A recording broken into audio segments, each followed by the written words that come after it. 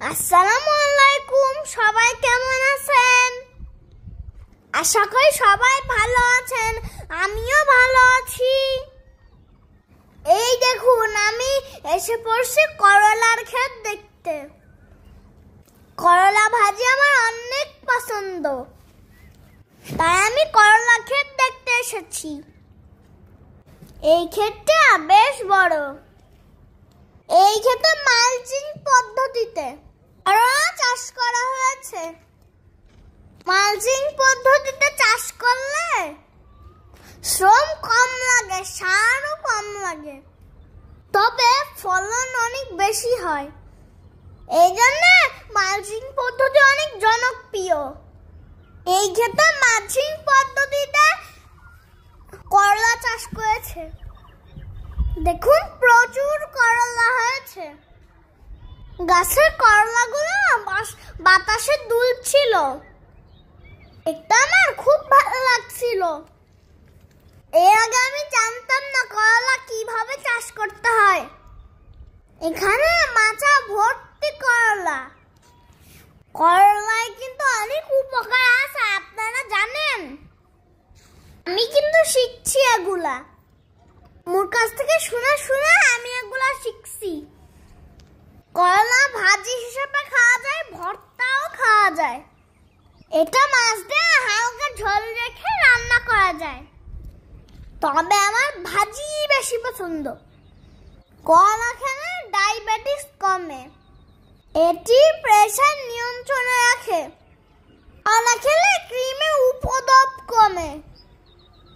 করলার জুস খেলে কৃমি হয় না, তবে জুস খেতে খুব তিতা। করলা স্কিন ডিজিজ কমায়, তবে এর একটা অপকারী দিকও আছে। করলার জুস বেশি খেলে অনেক সময় বমি হয়, তাই বাচ্চাদের করলার জুস বেশি খেতে হয় না।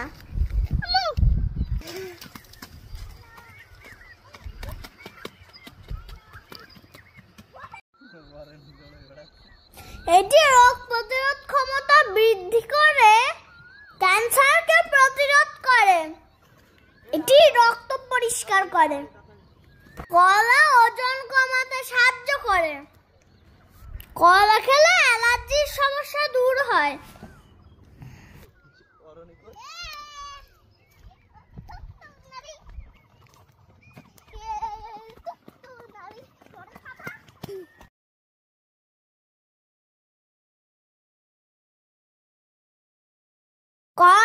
করলা আসলে অনেক রোগের মহা ঔষধ, তাই সবারই উচিত নিয়মিত করলা খাওয়া।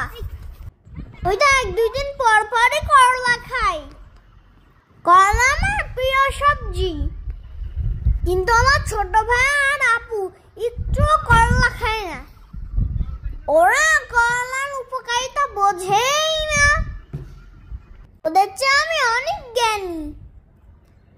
ওদের চেয়ে আমি বেশি সবজি খাই, কারণ আমি জানি সবজি খেলে কত উপকার হয়।